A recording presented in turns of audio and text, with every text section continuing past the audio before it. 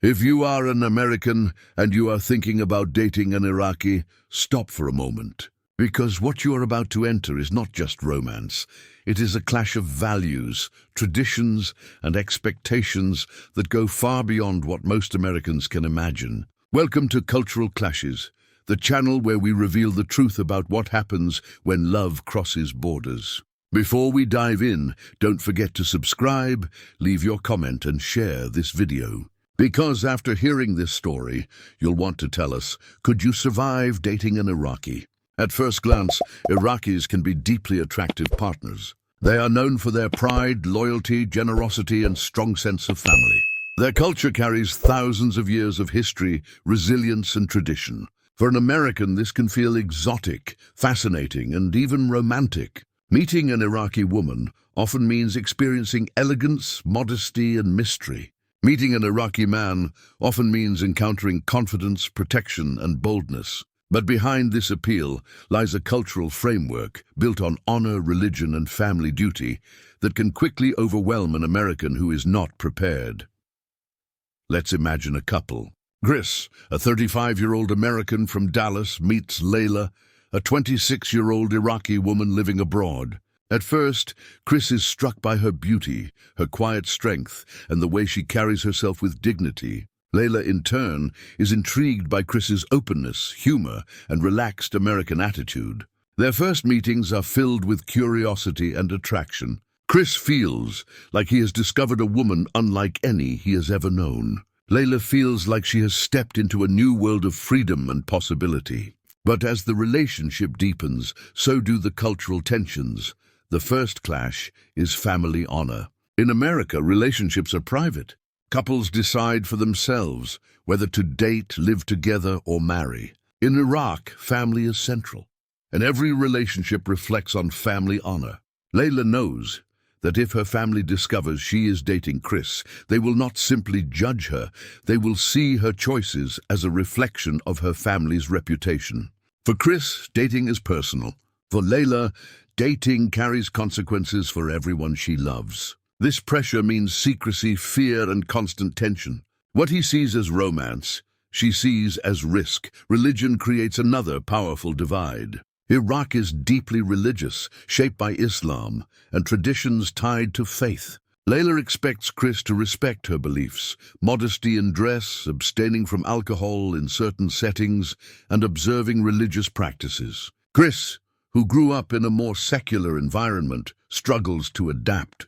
When he orders a drink at dinner, she frowns. When he forgets to respect prayer times, she feels hurt. For him, these are small details. For her, they are sacred rules. His casual approach feels like disrespect. Her devotion feels like restriction. Gender roles are another battlefield. In America, equality is expected. Men and women share responsibilities, bills, and choices. In Iraq, traditional roles remain strong. Men are expected to lead, protect, and provide. Women are expected to nurture, support, and respect. Layla admires Chris's kindness, but is unsettled when he suggests splitting expenses. For her, a man shows seriousness by taking financial responsibility. For him, equality is fairness. What he calls respect, she calls weakness. Jealousy and control become constant issues. In Iraqi culture, jealousy is not seen as insecurity, but as protection and loyalty. Layla expects Chris to show jealousy when other men approach her, to set boundaries, and to defend her honor. Chris, raised in a culture where trust means freedom, stays calm. He thinks jealousy is toxic. But Layla interprets his calmness as indifference. The more he trusts, the more she feels unprotected. The more she demands jealousy, the more he feels trapped.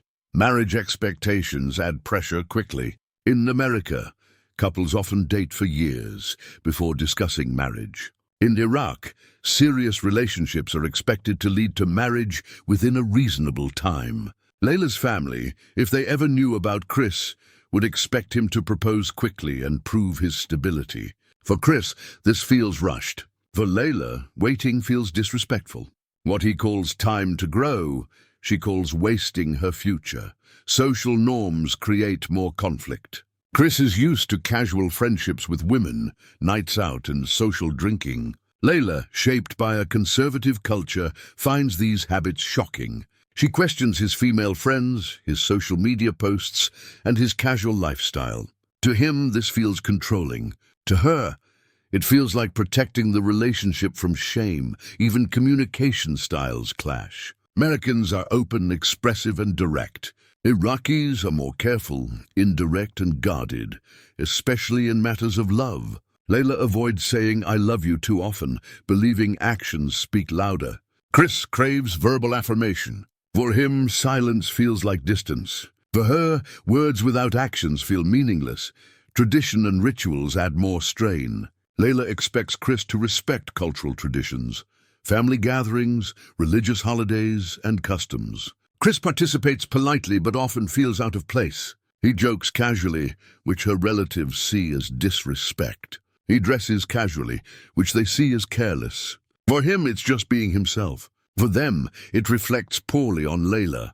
As the months go on, the weight of these differences becomes heavier. Chris feels suffocated by Layla's expectations, family secrecy, religious rules, jealousy, and pressure to marry. Layla feels insecure with Chris's independence, his relaxed approach to religion, and his refusal to commit quickly. What once attracted them, the contrast between freedom and tradition, now tears them apart. This is why so many Americans struggle when dating Iraqis. At first, the attraction is powerful. The sense of loyalty, the beauty, the strength of character, it all feels irresistible. But soon, Americans discover that Iraqi love is not light or casual. It is tied to family, faith, and honor. It is heavy, demanding, and consuming, and this is only the beginning. Because as relationships deepen, the pressure from family, religion, and society only grows stronger, making it nearly impossible for love alone to survive. Stay tuned, because in the next part, we will uncover how these cultural clashes explode when Americans and Iraqis try to build a long-term future together, and why most of these relationships collapse under the weight of expectations. As Chris and Layla's relationship continues, the weight of their cultural differences grows heavier. What began as fascination has now turned into constant negotiation. Chris still admires Layla's strength, her elegance, and her deep loyalty, but he feels the pressure of traditions and expectations that he cannot understand. Layla, on the other hand, cares deeply for Chris but feels frustrated by his casual attitude, his independence, and his resistance to values that she considers sacred. The first major conflict comes when marriage enters the conversation. Layla's family, if they were ever to discover the relationship, would expect Chris to make his intentions clear immediately. They would demand proof of his seriousness, financial stability, respect for religion, and readiness to commit. Chris feels cornered. He wants love to grow naturally, without deadlines or conditions. Layla, however, sees his hesitation as disrespectful. In her culture, time is not something to waste. A woman's reputation, future, and family honor depend on clear steps toward marriage. For Chris, love is freedom. For Layla, love is duty. Religion intensifies the divide.